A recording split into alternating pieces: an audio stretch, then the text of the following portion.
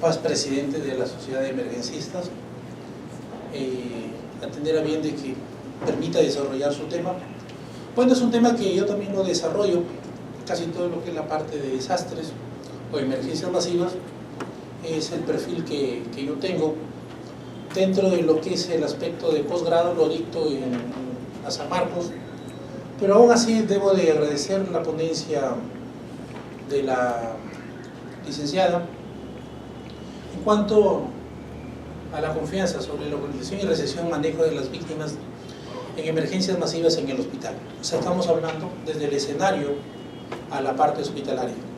Entonces, entrando un poco al tema en sí, ¿okay?, de la doctora Roxana, llegar a un hospital significa que ya ha habido un triaje primario, triaje secundario en el puesto médico de avanzada y un triaje que ha sido para la evacuación y llegue al hospital, ¿cierto?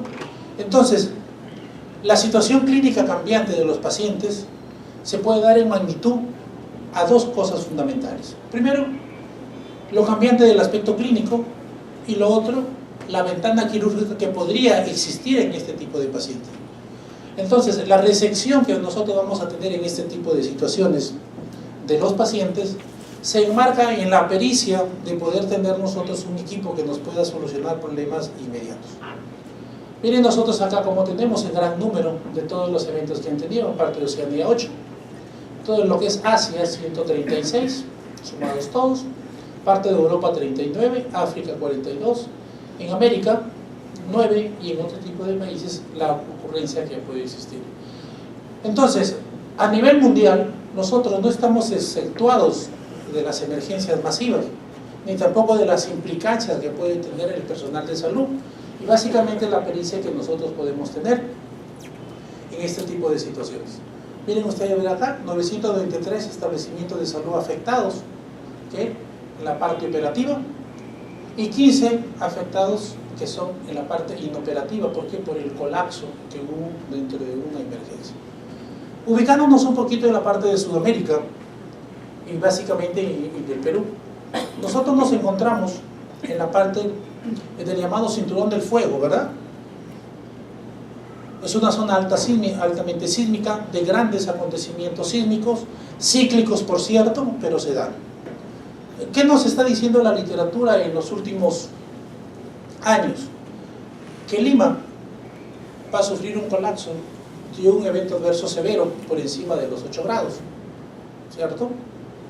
Entonces ya nos vienen diciendo con antelación, la preparación para nosotros poder actuar frente a eventos adversos tiene que estar enmarcados ya desde qué estamos haciendo en la parte preventiva.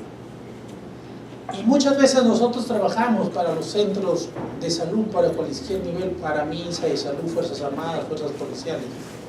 Pero yo siempre digo, cuando dicto estos tipos de cursos, donde intervienen muchísimas personas, ¿realmente nosotros estamos preparados como para atender? Yo me pondría la reflexión, si estoy preparado, en buena hora. Y si estoy preparado, me voy a preguntar, ¿he preparado a mi familia para que ellos sepan actuar?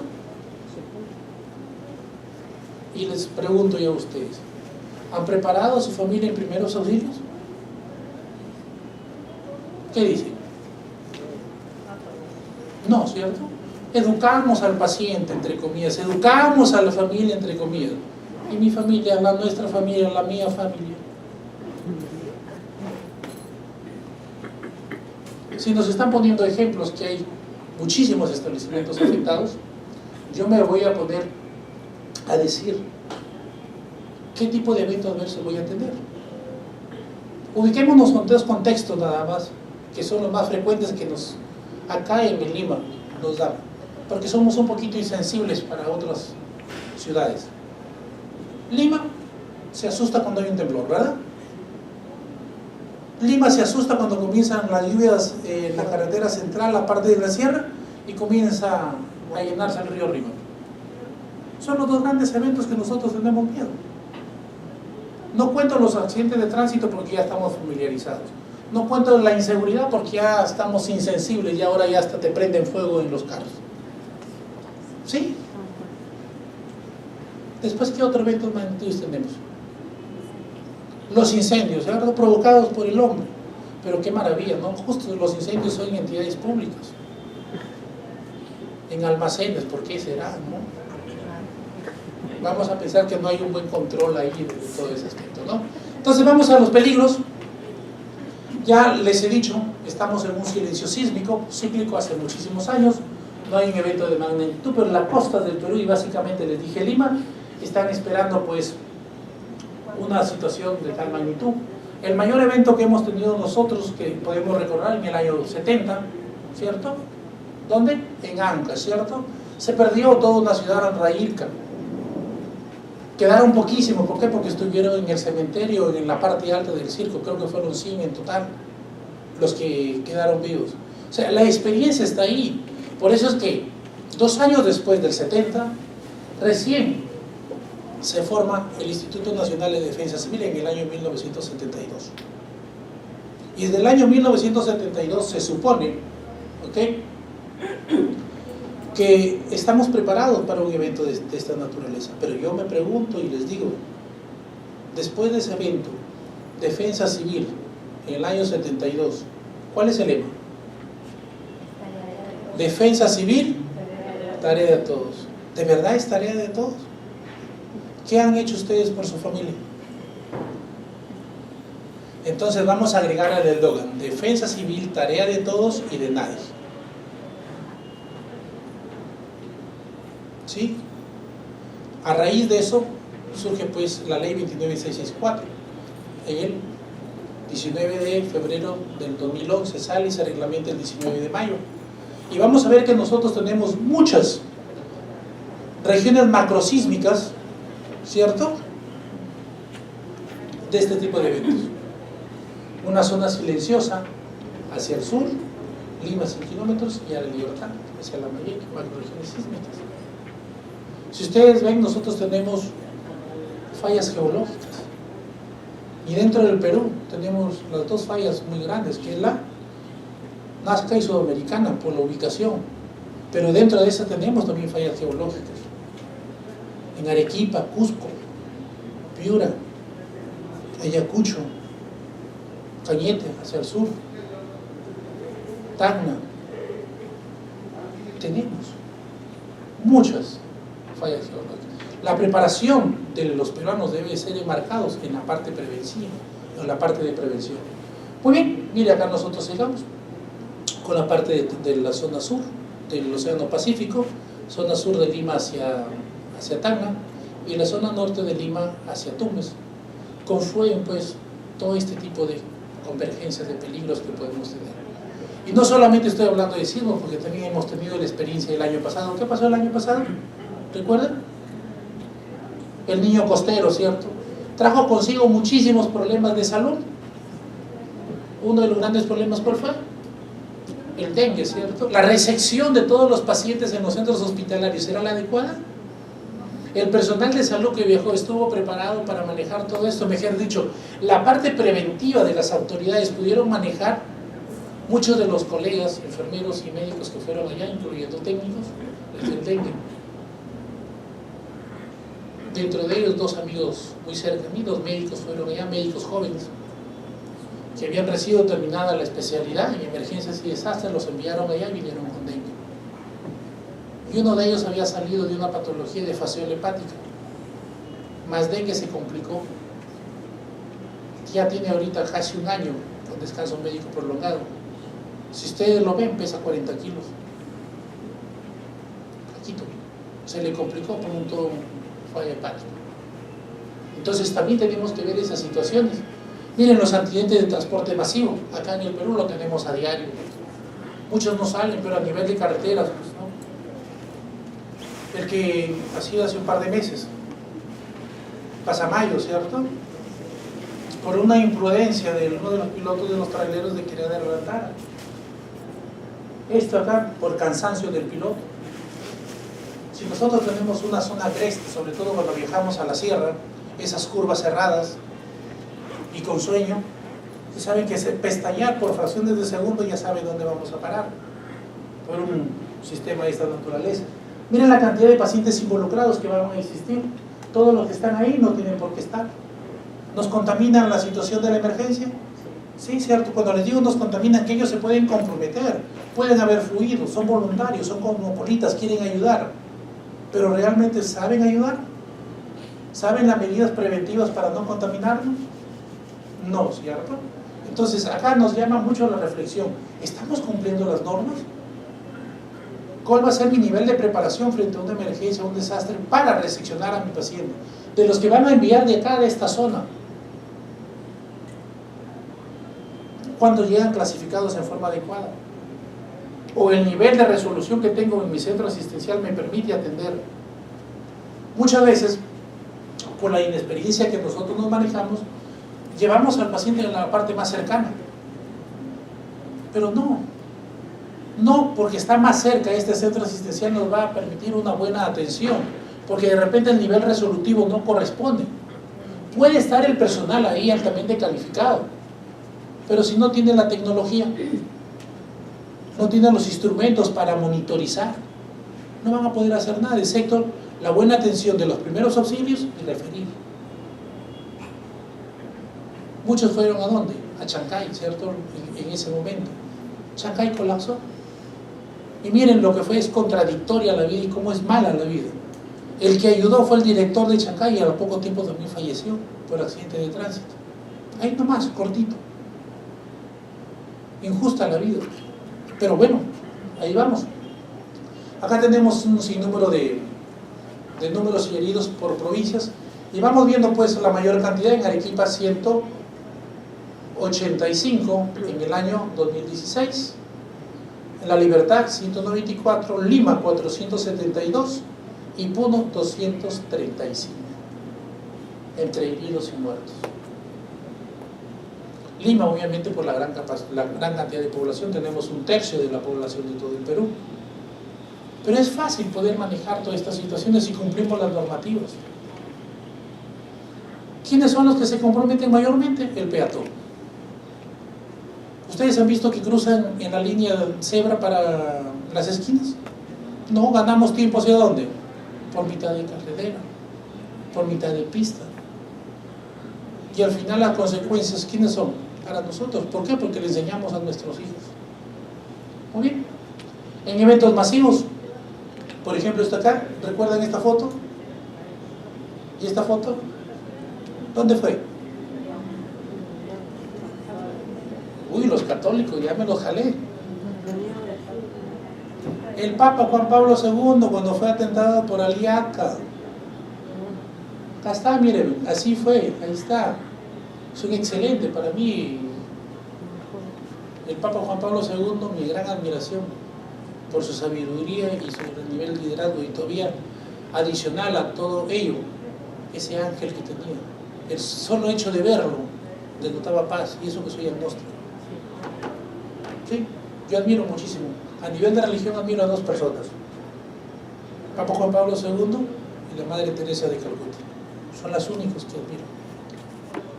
Obviamente no les quito los méritos a los otros, ¿no? No soy quien para juzgarlo, pero para mí, los máximos representantes que hubieron ahí, porque estuvieron en esta época, lo conocido, y he leído parte de ellos. Entonces, en eventos masivos podemos estar acá. Por ejemplo, vivo en el Papa Francisco, muchos desmayados. Yo me preguntaba, ¿pero por qué yo tan temprano, sin desayuno, sin ninguna sombría, porque vino en época de verano, ninguna botellita de agua? Yo me preguntaba, ¿y estos adultos mayores por qué han venido?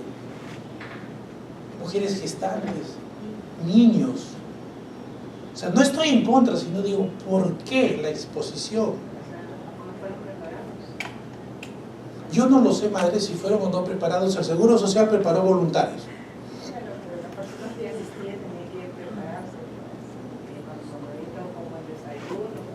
No tuvieron la prevención, ¿cierto? No previeron una atención de esta naturaleza.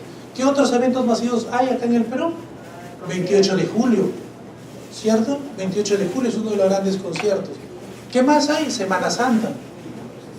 La procesión en octubre, me iba a decir noviembre, en octubre.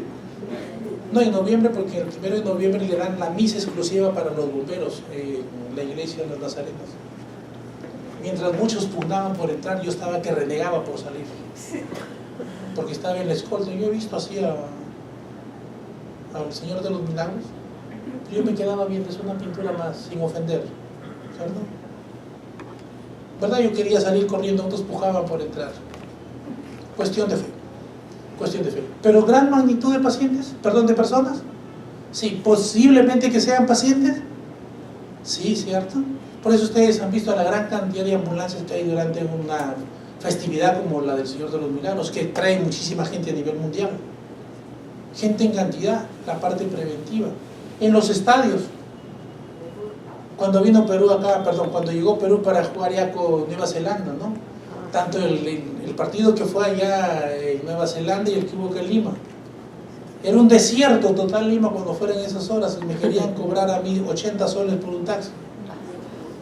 ¿Verdad? Y cuando fue el partido en Lima, pues ni hablar, pues todo un silencio, que nadie podía traficar por ningún lado. Porque ¿dónde estaban concentrados? En el estadio y en bares o en sitios donde podían albergar muchísima gente.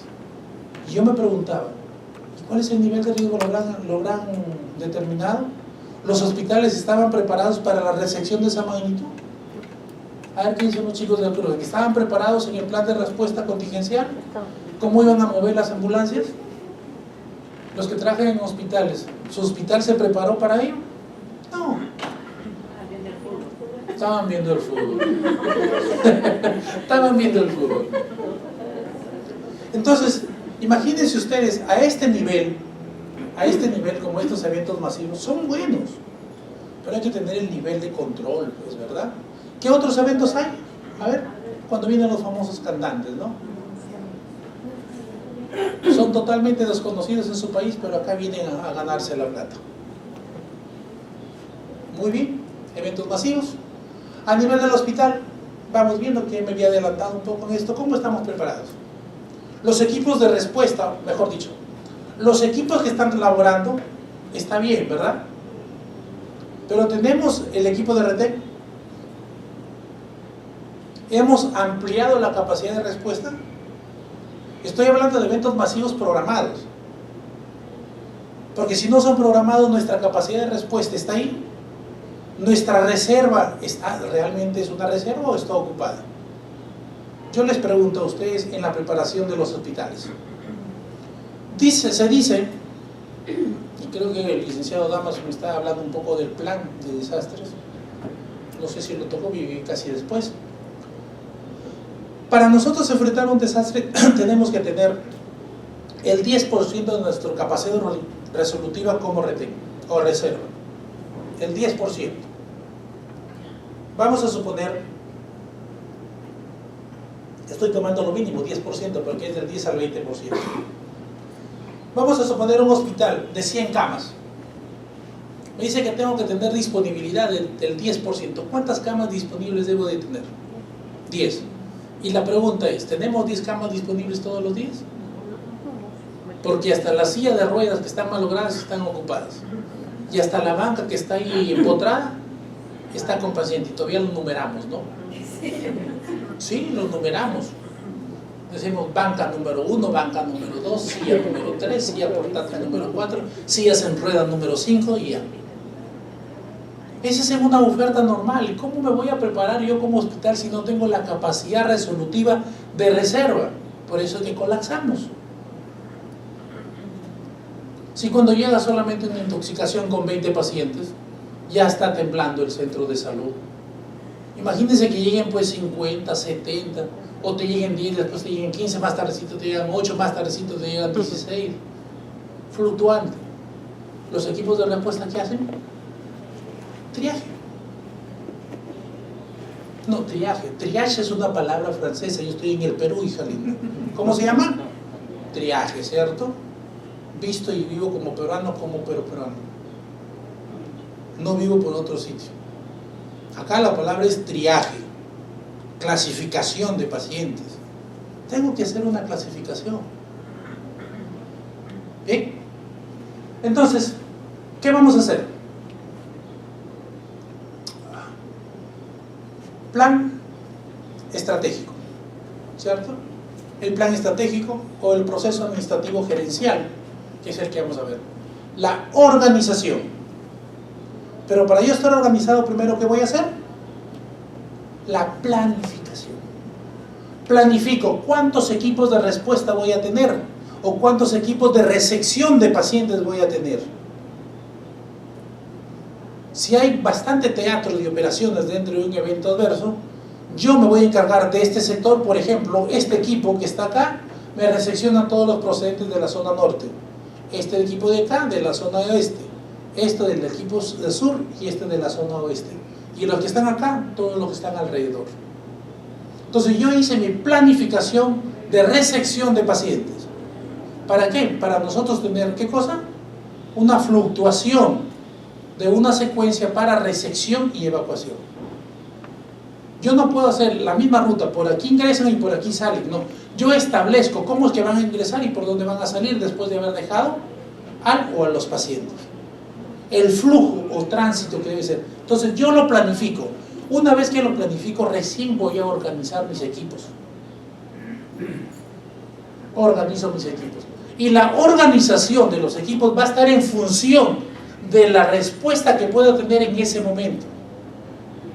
¿Qué tiene que ver con qué cosa? Con el personal asignado. ¿Qué tiene que ver con qué cosa? Con el nivel resolutivo del hospital. No es lo mismo hablar de un hospital nivel 2 que un nivel 4. ¿Quién tiene mayor capacidad de resolución? El que tiene nivel 4. El que tiene nivel 2 va a tener la capacidad para poder referir a los pacientes que no puede tratar.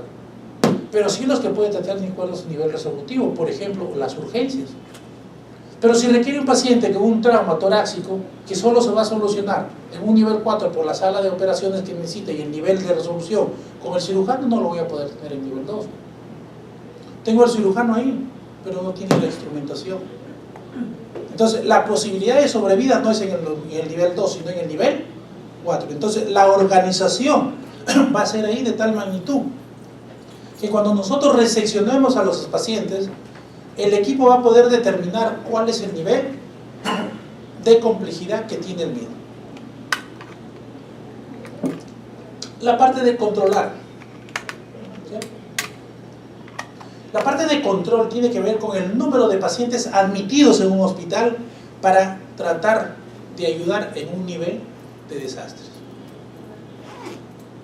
Los porcentajes van del 10% los críticos, 40% las urgencias y un 60% los graves.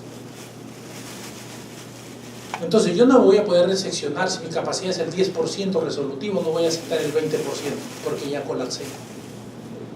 Y no tengo ni siquiera la capacidad de poder ampliar una sala de operaciones o ampliar la sala de urgencia. Entonces yo controlo mi flujo de pacientes que voy a reseccionar. ¿En virtud de qué cosa? De cómo me están enviando. Porque yo ya tengo mi nivel resolutivo. Por lo tanto, cuando yo planifico voy a decir, miren, yo te voy a reseccionar 4 pacientes críticos rojos. Te voy a reseccionar 20 pacientes. ¿De qué color? Amarillos o prioridad 2, ¿cierto? Y el resto corresponden a pacientes verdes o pacientes estables que yo los puedo manejar, como por ejemplo heridas cortas, superficiales que no me van a comprometer la vida del paciente. Porque yo puedo asignar fácilmente para que haga una curación a un técnico. Sí, ¿cierto? Son heridas superficiales, no vaya a gran cosa. Y el médico le va a dar un tratamiento de antibióticos y antiinflamatorios. ¿Verdad? Pero yo puedo colocar, por ejemplo, nuestros niveles en el 1 y el 2. ¿Verdad? Entonces, mire, si a mí me tocan hacer, por ejemplo, vendajes, que fácilmente los puedo hacer, ¿verdad? Y la habilidad que tengo para vendar pacientes con fracturas expuestas mientras llega el cirujano traumatológico, yo estoy evitando, ¿qué cosa? El dolor, y evitando que se infecte más, hasta que le den la ayuda respectiva. Y si a mí me dicen para trabajar para prioridades 1, bueno, estoy preparado por mi perfil. De repente la colega es sala de operaciones, es instrumentista, ¿qué me va a hacer ahí curando un herido? Perdí la mano, ¿verdad? Perdí la capacidad resolutiva, porque en lugar de aprovechar sus capacidades, estoy aprovechando por algo mínimo que lo puede hacer un nivel inferior. No estoy diciendo que no lo puede hacer, estoy diciendo que debo de aprovechar su capacidad que ella tiene, sus habilidades y destrezas, para poder yo poder trabajar. Porque mis resecciones son esos. Yo ya he determinado cuáles son los que voy a recibir, por lo tanto mis equipos de respuesta están listos para operar. Luego viene la de evaluación, la parte de evaluación. ¿Estoy cumpliendo o no estoy cumpliendo? ¿Qué estoy evaluando yo? ¿Me están enviando lo que estoy pidiendo o solamente me están enviando para poder cumplir? Miren, creo que fue el año 2009, 2010, no recuerdo con exactitud la fecha, hubo un simulacro de 5, el número de 5 en Lima. Vinieron unas entidades internacionales, intervinieron todas las instituciones. Uno se hizo frente al Revalliati en Matamula, el otro fue en Santa Anita, el otro fue en el Parque Naranjal, en Chorrillos, en el Parque Fátima, y se terminó a gran escala en lo que era Lima y Callao. Cuando nosotros estuvimos en Matamula, yo estaba de observador a través del Seguro Social y mandaron pacientes calificados en mulage. Pacientes mulage son los que sirven para simular todo esto, y mandaron a uno que supuestamente lo iban a intubar con todas las características. Este muchacho actuaba como un paciente de esta naturaleza, ese es su trabajo, ser mulage, de eso viven nomás. Llegó a Chautramo de Revalliati, no le habían avisado al jefe de guardia que iba a llegar a esta simulación, pero sí sabía el jefe operativo. Pero el jefe de operativo, bueno, pues ya es un simulacro. Llega a Chautramo, el muchacho actuaba tal cual, ya lo iban a intubar, y él tuvo que decirles una práctica. Ya lo iban a intubar. ¿Por qué? Porque iba con un tubo de mayo que se le había cortado todo, el tubo orofaringeo, solamente lo llevaba mordido. Y él actuaba como que si estuviera con un deterioro inferior. Imagínense, si no evalué también mi situación. Pero en situaciones reales debemos de manejar todo esto. Y finalmente la parte de comunicar, que nos falló en este momento, lo que les estoy explicando. Entonces, si yo lo transformo todo esto de la recepción, proceso administrativo gerencial. ¿En cuántas partes lo reduzco? En 4. Planificación, organización, ejecución, ¿ok? O dirección también lo conocen, y luego es evaluación, control de eventos. Ahí están las 4 partes. Y en eso es lo que nosotros tenemos que incidir en nuestra planificación. La recepción de nuestros pacientes tiene que ser de tal magnitud a través de la capacidad de respuesta que yo me he implantado en nivel resolutivo. ¿Por qué? Yo digo yo me he implantado porque sé que ese hospital es ese nivel resolutivo y yo actúo como tal. ¿Okay? La capacidad para hacer una resolución nivel 3 la tenemos, la instrumentación estará. Y sabemos nosotros que todos los hospitales de resoluciones inferiores hacen trabajos de un nivel resolutivo superior, pero muchas veces carecemos de todos los equipos. La buena voluntad está, pero el aspecto de no tenerlo a la mano se nos puede complicar. ¿Okay? Entonces veamos acá. En un evento adverso de tal naturaleza que nosotros tenemos a la comunidad donde nosotros pertenecemos, cada uno de nosotros, pero nuestra comunidad está expuesta a peligros, a muchos peligros, ¿cierto? ¿Somos vulnerables? Somos vulnerables. Entonces yo me pregunto, ¿la capacidad de mis recursos humanos tendré lo suficiente para responder a las necesidades de esta comunidad? Lo más probable es que me esté faltando. Lo más probable es que me esté faltando. Ahora, tengo mi comunidad, tengo mis recursos humanos para enfrentar, pero ¿qué peligros tengo? ¿Qué peligros tengo? Ahora vemos que los peligros son muchos, ¿verdad? Lo más cercano es la inseguridad por la delincuencia. Ya no se puede vivir sanamente en ningún sitio. Unos tienen más peligro que otros. Entonces, todos ellos, los que están acá, obedecemos al nivel resolutivo de este hospital. ¿Cómo me van a recepcionar? ¿O me van a referir? Porque acá también tenemos que tener en consideración la referencia y contrarreferencia. Si yo llego a un hospital, como por ejemplo, de Minsa, a ver, no conozco mucho los hospitales de Minsa, que es el nivel 2 aquí en Lima. A ver. ¿Me permiten hablar del seguro? Porque ahí sí conozco más. ¿Ya? Por ejemplo, un nivel resolutivo de Marina Molina, en Comas, o de Villa El Salvador, o de La Molina, o Mongrut, que está en el Callao, su nivel resolutivo es 2.1. Mal haría yo llevar a un paciente con un trauma severo, porque lo único que van a hacer es hacer lo que yo ya hice en la ambulancia o en el terreno y coordinar o avisarle al médico de guardia que está ahí. Si estoy en emergencia, no se comunica, perdón, no se coordina, solo se comunica. Te estoy llevando un paciente de esta naturaleza, punto. Es una emergencia. Si es un paciente para referir nivel 2, sí lo coordino, pero en una emergencia no, tú lo llevas nomás. Por ejemplo, una paciente con síndrome de Hell, ¿lo van a coordinar o lo llevan? Lo llevan nomás, ¿cierto? ¿Puede avisar al jefe de guardia que estoy llevando? No. Hay una hemólisis severa que tiene que entrar directo para el control. Se comunica que lo están llevando, comunica. Estamos llevando a un paciente de tales condiciones para que se prepare. ¿Para qué? Porque hay que también ser honestos. Te comunico para que te prepares, no te sorprendo. Te estoy llevando, si se ha asegurado o no se ha asegurado, no es el tema. Es un paciente crítico y sobre eso tenemos que trabajar. Ahora, si es un paciente que espera, es una urgencia, sí debo de coordinarlo para ver si hay disponibilidad de lo que necesita. Entonces, los requerimientos de la comunidad están en función de los recursos humanos, los peligros expuestos y cuál es el nivel resolutivo de nuestro hospital donde vamos a vivir. Por suerte, en la capital no tenemos muchos problemas de grandes hospitales. Hay, por todos los frentes. Por el norte tenemos desde Coyique, Cayetano Heredia, ¿cierto? Por el Callao, Carrión. En el centro de Lima creo que están casi todos. Ahí que tenemos el Loaiza, 2 de Mayo, el San Bartolomé, en el mismo Alfonso Ugarte. Tenemos el Hospital Grau de Salud, el Hospital Almenara de Salud, Rebagliati de Salud, Santa Rosa de Minsa, Emergencias Pediátricas, el que está frente a la Almenara, entre Almenara y el 2 de Mayo. Por el lado este, Bravo Chico, el Hospital Hipólito Unanue. Después tenemos niveles inferiores, un poquito más allá tenemos a la FAP, el Hospital Casimiro Ulloa, más al fondo la María Auxiliadora. O sea, tenemos hospitales de gran resolución. Tenemos hospitales de gran resolución. Ahí se les avisa. Te estoy llevando un paciente, prepárate. Bien.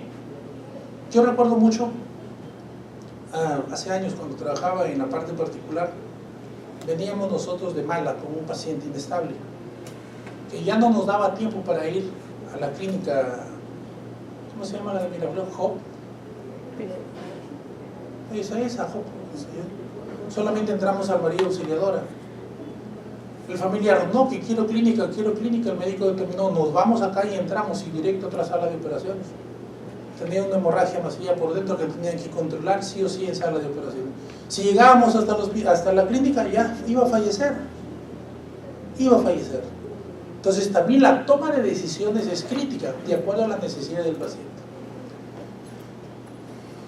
Entonces, vamos a ver nosotros qué daños pueden haber dentro de lo que es la parte de los pacientes. Recuerden ustedes que en una emergencia o un desastre es multidimensional y de diferentes flancos el daño. Por ejemplo, puede ser un daño por una parada cardíaca, la máxima emergencia que existe en todas las emergencias. Esta es la máxima más crítica. Si no lo revierten, se les va a morir. Pacientes con problemas neurológicos, por un déficit, por un trauma, por ejemplo, trauma craneoencefálico, por hemorragias internas. Pacientes con problemas cardiovasculares, pacientes anginosos, ¿okay? Pacientes con problemas ya de bomba, que están medicados, como un paciente con un marcapaso externo. También podemos tener problemas respiratorios, los problemas severos que hemos visto en el transcurso de la hora anterior. Pacientes con problemas endocrinos metabólicos, el equilibrio ácido-base que tiene que estar compensado. Por ejemplo, aquí en aspectos metabólicos me detengo un poquito por las dietas no estructuradas o mal elaboradas, o mal seguidas o mal aprendidas. ¿Creen que hacer dieta es no comer? Es un gran error. Hacer dieta es comer lo que tenemos que consumir en nuestras calorías. ¿Y eso quién lo hace? El especialista. Primero la evaluación por el endocrino, segundo por el nutricionista, para que te establezca una dieta estable. Y te va a decir cuántos kilos quieres bajar, o él se propone un plan de trabajo en cuánto vas a bajar. Por ejemplo, yo he visitado al nutriciólogo recién el lunes, por segunda vez. Me faltan 22 kilos para llegar a 100 kilos. Me dijo, ¿en cuánto quieres bajarlo? Le digo, hasta fin de año. Hasta fin de año, le digo, y ahí me establece. Quiero llegar a 100 más, tampoco no, porque ya voy cerca que éxito. Pero se tiene que elaborar. Si no, van a haber problemas de efecto rebote, problemas metabólicos. ¿Cuántas dietas malas aprendidas? Ahora se consumen un montón de suplementos que no sé por qué se lo consumen y ahí están que hacen daño. Trauma torácico. Directo, puede ser un torácico cerrado o abierto. Normalmente, ¿por qué? Por accidentes de tránsito, por caídas, por golpes, por asaltos. A esa pobre señora que la arrastraron hace como 2 meses, ¿recuerdan? Por sacarle su bolso. ¿Qué llevaba en su bolso? Su DNI. Su DNI, la pobre señora la arrastraron por no querer perder su bolsita, le luxaron el hombro, le golpearon la cabeza, estuvo en el hospital ahí, varios días en el hospital. ¿Qué no? ¿Por qué vamos a hacer eso? Pero tenemos la capacitación nosotros para relacionar, sí, trauma abdominal, de igual manera que el primero, y los pacientes con traumas múltiples que hemos originado. Y entonces, lo que nosotros queremos es proteger a este tipo de pacientes, cualquiera sea la vía comprometida. Tenemos también que restaurar las funciones que nosotros tenemos en los mayores estándares de calidad. ¿Qué vías nosotros tenemos? La principal, la respiratoria, ¿cierto? La circulatoria, la neurológica. Tienen que estar estables, porque si no vamos a tener ahí un serio problemas en la parte de recepción. Estimular, si bien es cierto puede estar deteriorado, pero hay que nosotros estimular diciéndole, ten confianza, estamos haciendo todo lo posible. Pero tampoco van a prestar la cara de asustados pues cuando vean a un paciente que está crítico. ¿Sí? Por ejemplo, a un quemado no van a poner una cara de espanto, pues el paciente no se está viendo, también se va a espantar más, ¿cierto? Si lo ven que van a poner una intramuscular, por decirle, están así, ¿se dejan poner? ¿No? O sea, hay que manejarnos también en ese aspecto, ¿verdad? Restringir. Por ejemplo, cuando queremos tener un paciente que está bastante crítico, restringimos las visitas. Restringir fluidos, ¿cierto? Restringir movimientos. Por ejemplo, queremos que ese paciente no se nos mueva porque tiene trauma severo. Y finalmente asegurar un buen traslado para la resección que vamos a dar. Entonces tenemos diferentes etiologías de daños, ¿cierto? Desde el más menor hasta el más severo. ¿Hay documentos normativos? Sí. ¿Los documentos normativos de la Reina Madre quién es? Ministerio de Salud, pues es el que emite todas las normas. De ahí nos regimos todos, absolutamente todos, ¿vean? Todos nos regimos de la Reina Madre. Pero vamos a ver, acá que nos está poniendo en la diapositiva, está enmarcado en el Sistema Nacional de Gestión de Riesgos de Desastre, la Ley 29664. Muy bien, miren ustedes acá, tenemos la estimación del peligro, la prevención del peligro, la reducción del peligro, la reconstrucción a nivel central de los grandes organismos. Luego tenemos la prevención, la respuesta y la preparación a nivel del INDECI. Entonces ya están enmarcados toda la parte de prevención para la resección de los pacientes. Y eso está normado en el plan de respuesta. ¿Ok? Tenemos que hacer un establecimiento de todo lo que la gestión de riesgo de desastre en hospitales. El plan de emergencia y desastres, lo último que le escuché al licenciado que me antecedió, fue el plan de emergencia del año 2017, si mal no recuerdo. ¿Okay? El plan de preparación, pero un plan de preparación tiene que ser, pues, como dice el último, con simulacros y simulaciones, pasando por el plan de contingencia. Pero el plan de preparación o el plan de contingencia, en los términos técnicos, es el mismo. Lo que pasa es que un plan de respuesta lo tengo ahí, pero cuando se me va el evento, se me convierte en un plan de contingencia, que inmediatamente lo aplico. Pero para que tenga éxito, ¿dónde y cómo lo debo de tener?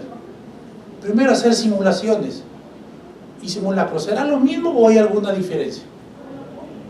entre simulacros y simulaciones? ¿Qué dicen? ¿Es lo mismo? No es lo mismo. La simulación puede ser intraaula, tomando actores específicos. ¿Okay? Es una simulación, papelería, dentro de un aula se planifica. En cambio el simulacro es cuando yo lo ejecuto con actores que van a ir directamente ¿dónde? Al campo. Utilizamos boulage, llega el equipo, clasifica, ¿cierto? Llega el equipo de evacuación, los evacúa, lo colocamos al puesto médico de avanzada, lo vuelven a reclasificar, estabilizan a estos boulage y luego lo refieren al hospital. Y cuando refieren al hospital, ¿quién lo recepciona? El equipo de emergencia. Y el equipo de emergencia tiene que estar preparados para los pacientes que le están llegando. Y si es un simulacro, con mayor razón, porque ya saben de antemano cuántos pacientes les va a llegar. ¿Cuántos pacientes les va a llegar? Entonces, si nosotros sabemos ya en una hipótesis de trabajo que estoy haciendo un simulacro, ahí es donde se prepara la gente. ¿Para qué se prepara? Para simular una mejor atención en caso de un evento real. Pero aquí yo, por ejemplo, discrepo un poquito desde el aspecto personal. Desde el aspecto personal es cuando vamos a hacer un simulacro y nos preparamos. Y yo me pregunto, cuando venga el evento adverso, ¿van a estar preparados? No, llaman al personal de retén, la ambulancia la ponen por aquí, la otra ambulancia por allá, se preparan con líneas de comunicación. Salió a la perfección el simulacro. 80.000 heridos, de los cuales fueron resueltos 79.999, solamente se murió uno. Y cuando venga realmente la emergencia, ¿será así?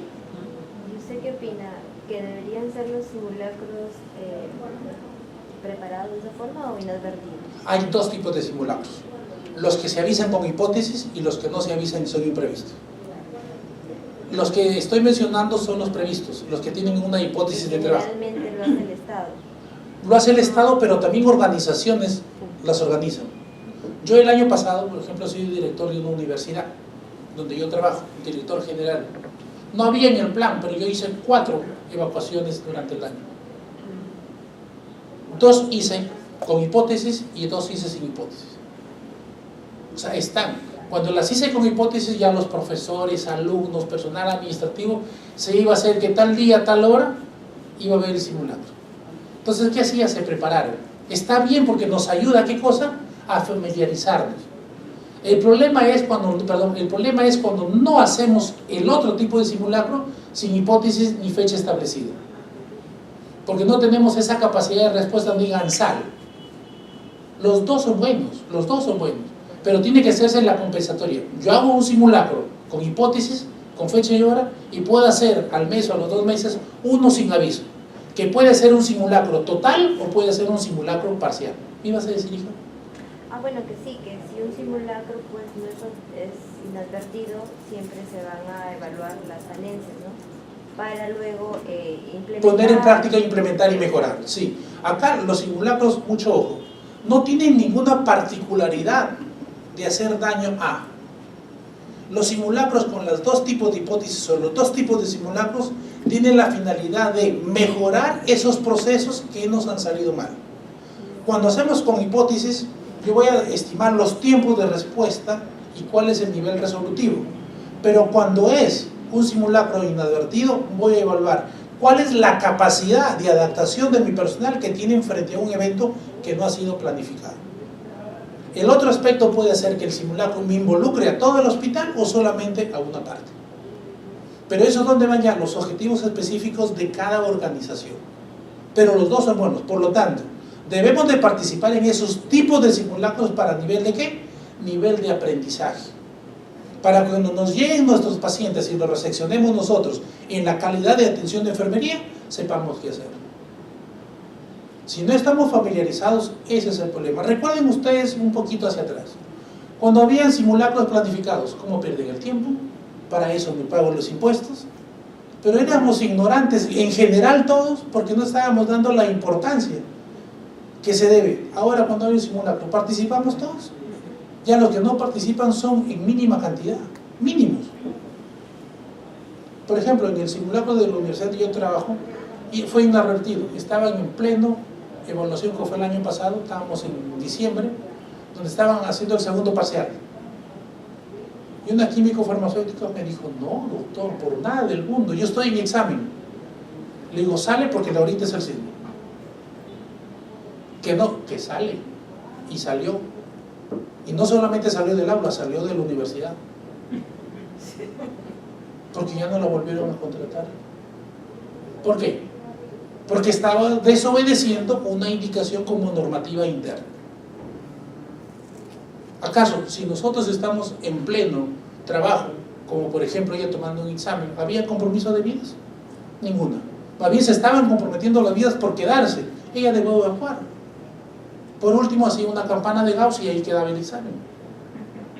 O para ser felices todos, ya tienen 14 todos, no, yo quiero 18. No, tienen 14, o lo dan nuevo ya. Pero no puedes decir yo estoy en examen, porque si se viene el sismo, ¿usted cree que van a estar aquí? Toditos van a salir corriendo allá afuera. Estamos en el piso 11. Tranquilos, no salgan por ningún lado. De cabeza, no tenemos alas, todavía no hemos desarrollado ese nivel, ¿ya? Sigamos, por favor. Entonces, tenemos el proceso normativo en la norma 29664, que es el Sistema Nacional de Gestión de Riesgo de Desastres. ¿Cómo estamos organizados? Vamos viendo. A nivel de enfermería. Momento. A nivel de la casa. Parto por ahí, siempre parto de la casa. Bueno, es que yo adoro a mi familia. No sé si ustedes no la adoran, pero yo adoro a mi familia.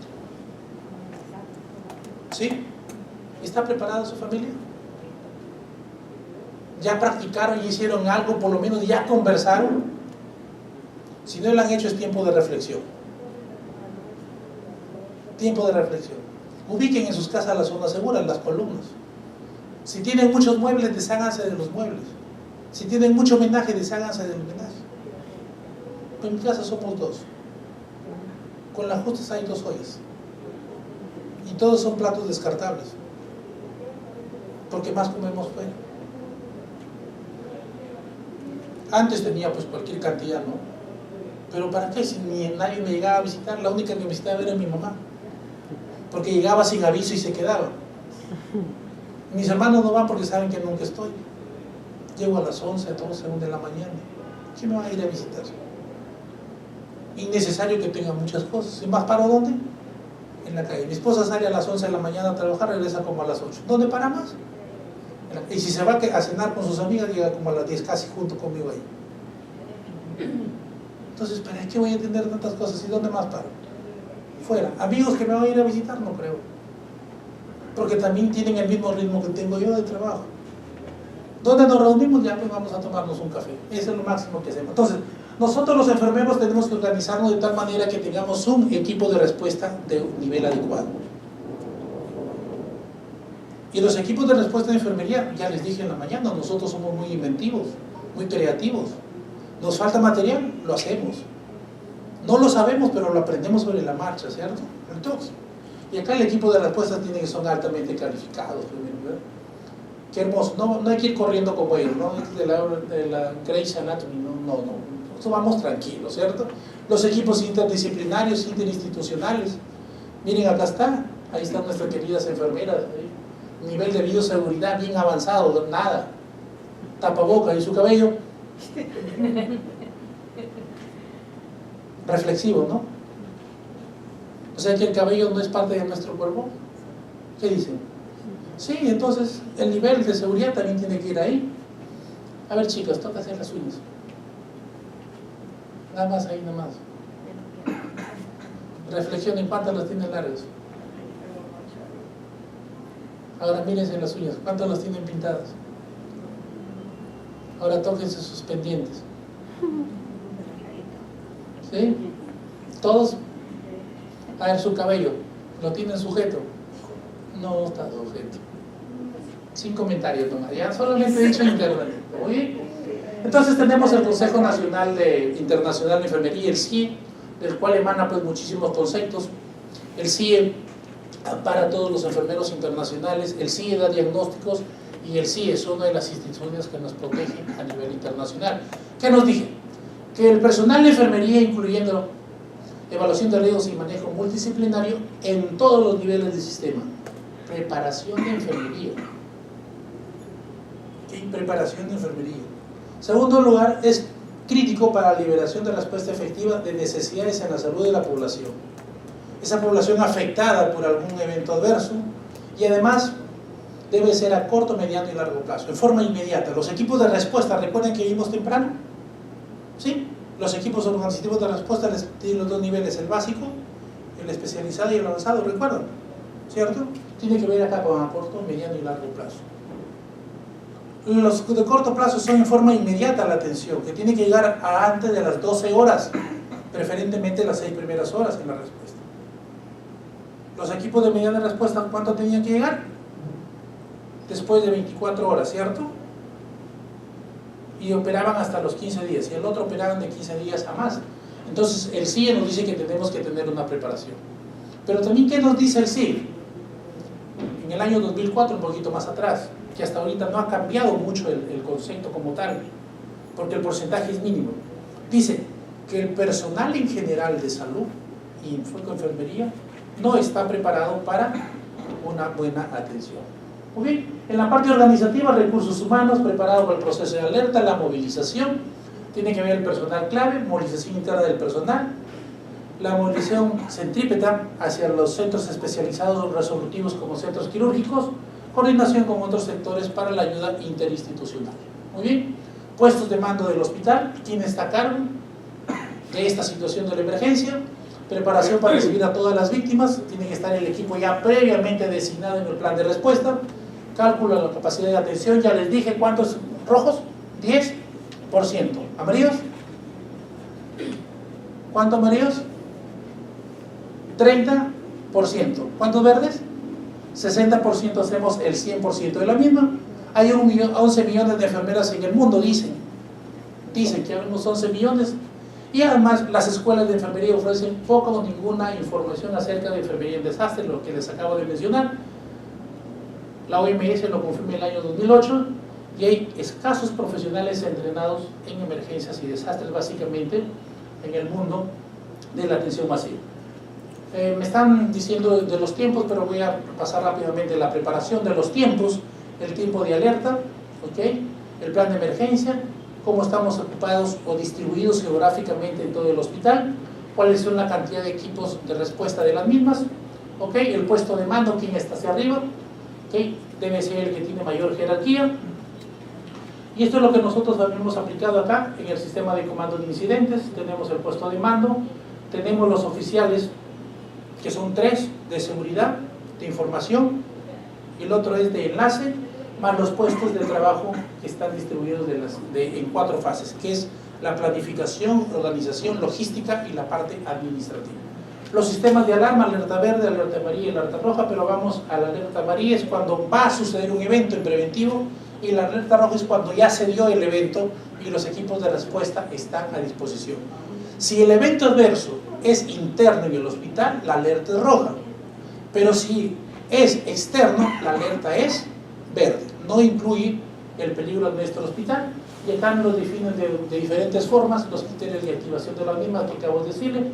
Tiene 3 fases, propiamente dichos y establecidos para que no tengamos ninguna equivocación. Y en cuanto a la disposición de la ubicación de la recepción, viene la recepción de las víctimas, previo triaje que vamos a hacer, el flujo de las ambulancias que ya les mencioné temprano, el personal, la experiencia, entre otros. Entonces, nosotros podemos fácilmente en el área de tratamiento establecer los colores que ya les había mencionado, rojo, amarillo, verde y negro, recuerden que en la mañana también los dimos, y dónde serán atendidos, tenemos la capacidad necesaria y qué insumos contamos. Bien, es el reto de todos los profesionales, la misión del hospital es dar la mejor calidad de atención. Acá tenemos un flujograma de la atención masiva que va desde el ingreso por colores hasta el procedimiento de alta. Acá pueden llegar incluso a sala de operaciones o a terapia intensiva dependiendo del nivel de clasificación de los mismos. En la hoja de datos que tenemos que registrar a nivel prehospitalario, donde van los datos elementales, pero muchas veces cuando no tenemos los nombres de los pacientes los vamos a clasificar por números. ¿Okay? Paciente 1, paciente 2, dependiendo del sexo. Hacemos todo tipo de traumatismos que nosotros podamos identificar. ¿Okay? ¿A qué nivel está? Es una hoja de checklist solamente para marcar. El anterior fue la escala de Coma de Glasgow, que ya les mencioné en la mañana, estaba un poco modificado, y acá es el ABC del aspecto neurológico que también tienen que ustedes saber, hora de resección y hora de traslado. Bueno, acá vemos lo que hemos venido tratando, gravedad, magnitud, hasta la complejidad y recursos que nosotros tenemos. El flujo de activación, tenemos una fase de inicio hasta un final en la parte inferior, pasando por todos los procesos que hemos visto durante la jornada. Y también tenemos el aspecto preventivo, desde la fase de información, pasando por todas las autoridades hasta llegar la ejecución de la misma, da el inicio y da el fin las autoridades. Bueno, acá tenemos un mapa global de procesos que se enmarcan, al igual las fases del plan que ya les he mencionado. Y alguna pregunta ya queda para el tintero, para trabajar con todos ustedes. Y les agradezco haber participado acá con ustedes. Permítanme saludar al maestro Alberto Díaz, quien fue mi profesor en la especialidad, y es un orgullo compartir con él a este nivel. Gracias, señora Carmencita.